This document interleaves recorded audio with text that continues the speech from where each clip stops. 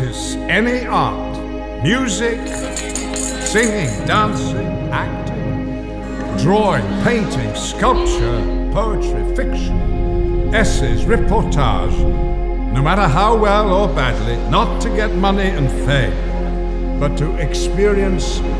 becoming, to find out what's inside you, to make your soul grow.